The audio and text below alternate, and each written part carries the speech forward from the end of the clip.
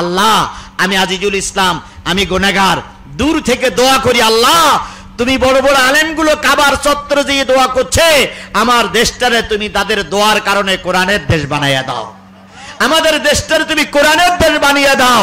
বড় বড় আলেমরা তোমার ঘরে দিয়ে দোয়া করছে আল্লাহ দয়া করে মিজানুর রহমান আজারি, মামুনুল হক, শায়েখ আহমদুল্লাহ, মাসুদ সাইদি, আবুল কালাম আজাদ বাশার, খালেদ সাইফুল্লাহ আইয়ুবী সহ চরমোনাই, হেফাজত এবং কওমি আলিয়ার আলেমেরা এক জায়গায় হয়ে দোয়া করছে দেশের জন্য। আল্লাহ দয়া করে তুমি কবুল করো, দয়া করে তুমি কবুল করো, দয়া করে তুমি কবুল করো। আচ্ছা আলেমরা সবাই এক জায়গায় হলে আপনারা খুশি হন না বেজার হন? সবাই মিলে যদি একজোট হয় খুশি হন না বেজার হন? একটা খুশির খবর, অনেক আলেম বাংলাদেশের বাছাইকৃত বড় বড় আলেমরা এখন সৌদি আরবে হজ করার জন্য গেছে। তার ভিতরে মিজানুর রহমান আজারি, শায়েখ আহমদুল্লাহ, মাসুদ সাইদি, আবুল কালাম আজাদ বাশার, খালেদ সাইফুল্লাহ আইয়ুবী সহ কওমি, চরমোনাই এবং জামাতের আলেমেরা এখন মক্কা মদিনায় অবস্থান করছে। আজকে তারা গোল হয়ে বসে তারা জাতির জন্য দোয়া করছে আল্লাহ আমি আজিজুল ইসলাম, আমি গুনাহগার, দূর থেকে দোয়া করি আল্লাহ তুমি বড় বড় আলেমগুলো কাবার চত্বরে দিয়ে দোয়া করছে, আমার দেশটারে তুমি তাদের দোয়ার কারণে কোরআনের দেশ বানাইয়া দাও, আমাদের দেশটারে তুমি কোরআনের দেশ বানিয়ে দাও।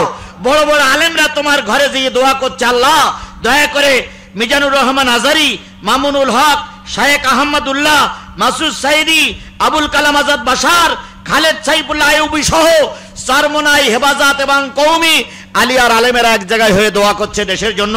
আল্লাহ দয়া করে তুমি কবুল করো, দয়া করে তুমি কবুল করো, দয়া করে তুমি কবুল করো। 2 ঘন্টা 3 ঘন্টা আগে দুনিয়া এসেছে, নবীজির কি নড়তেছে? ঠোঁট নড়তেছে। উম্মে হানি বলেন নবীর মুখটা কানের কাছে লাগালাম, দেখি নবী কি বলে শোনা যায় কিনা। অনেকক্ষণ কানের কাছে মুখ লাগাই, কিছুই যখন শোনা গেল না, নবীকে আমেনার কাছে দিয়ে চলে আসলেন। নবী যখন একটু বড় হলো, উম্মে হানি জিজ্ঞেস করেছিলেন ভাতিজা জন্মের পরে তুমি ছোট মুখ নাড়াই কি বলেছিলে?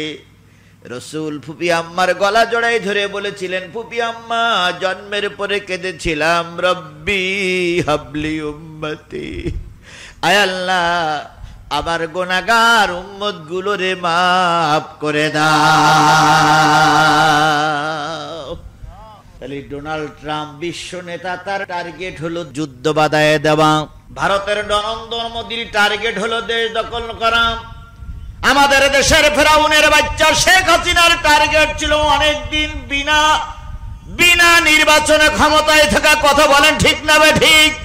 আর আমার নবীর টার্গেট হলো পৃথিবীর একটা মানুষও যেন জাহান্নামে না যায়, সব মানুষগুলো যেন আল্লাহর জান্নাতি হয়ে যায়। তাহলে নবী জন্মের পরে কানলেন কাদের জন্য? উম্মতের জন্য। এই পৃথিবীতে রাসূল বেঁচে ছিলেন কত বছর? 63 বছর বয়সে যখন তিনি জ্বরে আক্রান্ত হয়ে মৃত্যু কোলে ঢলে পড়বেন, কিছুক্ষণ আগে মাগরিবের নামাজের পরে নবী বেহুশ হয়ে গেছে, আর হুশ ফিরে আসে না, আর হুশ ফিরে আসে না। এদিকে সারা আজান হয়ে গেল, মসজিদে সাহাবীগণ সব নামাজের জন্য প্রস্তুতি নিচ্ছে। বারবার বলা হচ্ছে আয়েশা নবীকে বলে দাও নামাজের সময় হয়েছে, কিন্তু নবীর হুশ ফিরে পাচ্ছে না। আবু বকরের ইমামতিতে এশার নামাজ শুরু হলো, নবীজির একটু হুশ ফিরে আসলো। নবীজি বললেন আয়েশা এখন কোন সময়? আয়েশা বলতেছি ইয়া রাসূলুল্লাহ মসজিদে নববীতে সারা আজান হয়ে গেছে, ওরা আবু বকরের ইমামতিতে এশার নামাজ আদায় করতেছে। নবী বললেন আয়েশা হুজরাখানার দরজাটা একটু খুলে দাও, আমি একটু দেখতে চাই মসজিদের দৃশ্য। হুজরাখানার থেকে দরজাটা একটু খুলে দেওয়া হলো, পর্দাটা তুলে নেওয়া হলো।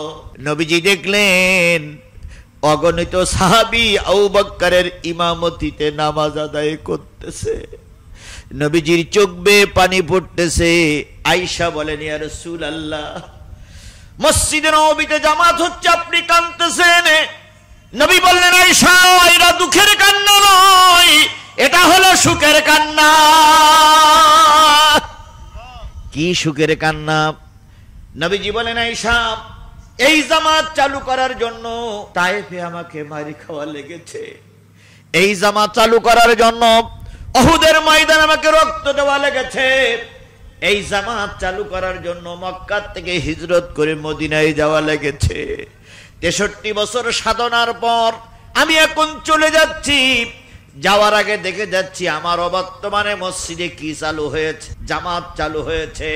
আমি নাই, আমার পরিবর্তন নেই, ইমাম ফিট হয়েছে, জামাতে নামাজ চলছে। আমার বিশ্বাস আমি চলে যাওয়ার পরেও কিয়ামত পর্যন্ত এই জামাত আর বন্ধ হবে না। নবীজি সকলকে বিদায় দিয়ে জিব্রাইল এসে বিদায় দিলেন। আজরাইল এসে বুকের পরে চাপ দিল। আজরাইল আলাইহিস সালাম বুকের পরে চাপ দিল। নবীজি হাতখানা ধরে বলতেছে, আজরাইল, মনে হচ্ছে বিশ্বের সবচেয়ে বড় পাহাড় তুমি আমার বুকের পরে চাপিয়ে দিয়েছো, হাতখানা উঠাও। আজরাইল হাত উঠানোর পরে নবী বললেন, আজরাইল, এত চাপ যদি আমার উম্মতের পরে দাও, আমার উম্মতেরা সহ্য করতে পারবে না। এবার আল্লাহ নিজে বললেন, হাবিব, তোমার দায়িত্ব শেষ, তুমি চলে এসো। তোমার উম্মতের দায়িত্ব আমি আল্লাহ নিজে হাতে নিয়ে নিলাম। তাহলে নবী 63 বছর বয়সে যখন চলে যান, তখন যাওয়ার শেষে সর্বশেষে কাঁদলেন কাদের জন্য? সবাই মিলে বলুন, সবার শেষে কাঁদলেন কাদের জন্য? আপনারা কি সেই উম্মত? আমরা কি সেই উম্মত? কোরআন এমন একটা কিতাব, এই কোরআন কিয়ামতের দিন কারোর পক্ষে সুপারিশ করবে আর কারোর বিরুদ্ধে আল্লাহর কাছে নালিশ করবে। সাহাবী আজমাইনগণ বলেন, ইয়া রাসূলুল্লাহ, কোরআন কাদের পক্ষে সুপারিশ করবে? নবী বলেন, এই কোরআনকে যারা সামনে রাখবে। কোরআনকে যারা কোথায় রাখবে? কোরআনকে যারা ইমাম বানাবে। বলুন তো, ইমাম সামনে থাকে না পিছনে থাকে? সবাই মিলে বলুন, ইমাম সামনে না পিছনে? তাহলে কোরআনকে যারা সামনে রাখবে, আপনারা যারা বসে আছেন সবাই খেয়াল করেন, মা বোনেরা যারা শুনতেছেন আপনারাও খেয়াল করেন। এই কোরআনকে যারা সামনে রাখবে, কোরআনকে যারা ইমাম বানাবে, কিয়ামতের দিন এই কোরআন তাদেরকে টেনে টেনে আল্লাহর জান্নাতে নিয়ে যাবে। রাসূলের কথা সত্য না মিথ্যা?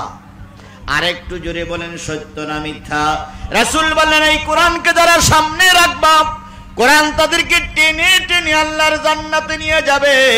ওমান জালাহু খালফাহু, আর এই কোরআনকে যারা পিছনে রেখে চলে যাবে, কিয়ামতের দিন তাদেরকে কোরআন ধাক্কা দিয়ে জাহান্নামে নিক্ষেপ করবে। এবার বলুন তো, আপনারা যারা নিচে বসে আছেন আপনাদের সামনে কি?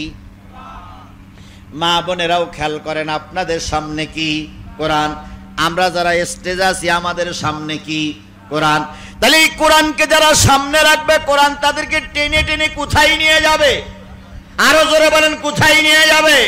ওমান জালাহু খালফাহু, এই কোরআনকে যারা পিছনে রেখে চলে যাবে, কোরআনকে যারা পিছনে ফেলাই চলে যাবে, কিয়ামতের দিন এই কোরআন তাদেরকে ধাক্কা দিয়ে আল্লাহর জাহান্নামে নিয়ে যাবে।